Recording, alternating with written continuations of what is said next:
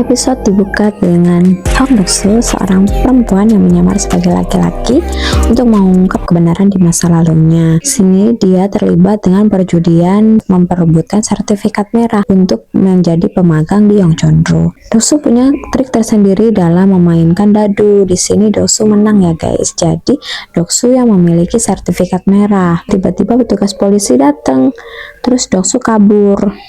Karena nggak terima, Om Gendut yang tadi main dadu sama Doksu itu ngejar Doksu ya guys. Di lain sisi ada Pangeran Lian. Pangeran Lian itu lagi curiga sama Tandu yang tiba-tiba keluar dari kerajaan. Jadi dia lagi menyelidiki ya guys. Pas lagi lari, Doksu tiba-tiba berhenti melihat penginapan yang Chonro. Terus dia ngebayangin ya guys, penginapan itu seperti apa. Yang Chonro itu penginapan mewah yang hanya bisa dimasuki oleh para bangsawan.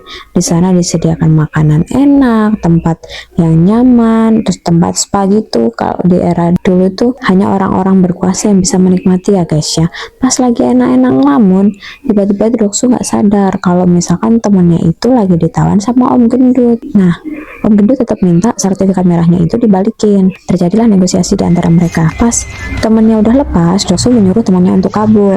Terjadi perkelahian lagi antara Doksu dengan Om Gendut. Tiba-tiba Pangeran Lian mampir melihat mereka lagi berantem. Sertifikat merahnya itu terbang. Ditangkaplah sama Pangeran Lian. Karena Pangeran Lian bingung, sertifikat merahnya direbutin sama dua orang. Akhirnya sama Pangeran Lian dibagi dua sertifikatnya. Jadi masing-masing dapat satu bagian ya guys ya. Doksu yang kecewa akhirnya pulang bertemu dengan temannya karena cuma punya sebagian. Dia kesal. Di lain sisi di istana ada rombongan datang membawa hantaran kepada seorang raja. Ternyata yang membawa hantaran itu adalah pemimpin Yongchonro. Pemimpin Yongchonro lagi negosiasi sama raja dan merendahkan raja. Melihat itu Pangeran Lian marah. Di sini Pangeran Lian akhirnya bernegosiasi. Dia ingin memasuki Yongchonro sebagai pemegang dan belajar bisnis di sana. Melihat permintaan itu akhirnya pemimpin Yongchonro menyetujuinya. Raja lagi mumet ya guys ya. Dia punya buku besar yang tersimpan di Yongchonro. Itu isinya adalah kelemahan keluarga kerajaan. Nah, pangeran dikasih mandat untuk nemuin kunci berangkas yang berisi buku besar.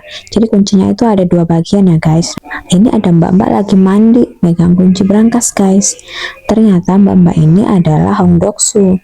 Dia punya sebagian kunci yang dicari Pangeran Lian. Kunci itu mengingatkan Doksu kejadian 12 tahun lalu yang saat itu keluarganya dibantai habis-habisan dan Doksu terpaksa harus hidup menjadi seorang laki-laki.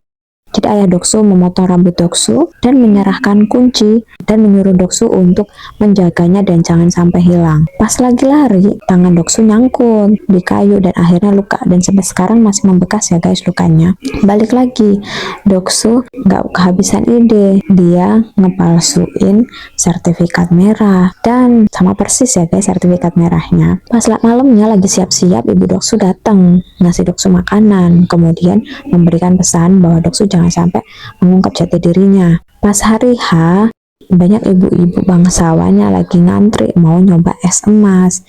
Ada ibu-ibu sombong nih yang songong banget rebutan es emas sama ibu-ibu bangsawan yang lain.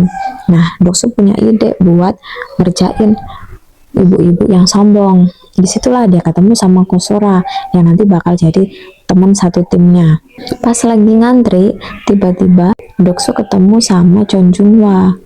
Di sini mereka kenalan. Junhwa lagi nawarin dendeng sama Doksu. Akhirnya terjadi kesepakatan antara mereka. Pas tiba saatnya Doksu nyerahin sertifikat merah karena takut petugas curiga, akhirnya Doksu nyuap petugasnya pakai dendeng. Pas udah ngumpul semua, dijelasin lah sama mentor kalau mereka harus berganti seragam Yongchonro.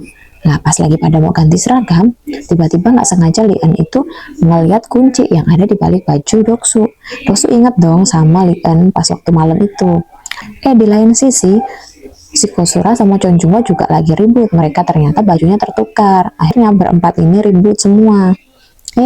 Nggak lama mentornya datang untuk ngelerai mereka. Mentor datang bareng sama kepala Yongchonro. Nah, pas ngeliat mbak-mbak itu Doksu jadi teringat sama kejadian 12 tahun lalu. Dia ingat mbak-mbak yang nusuk bapaknya Doksu. Gitu guys.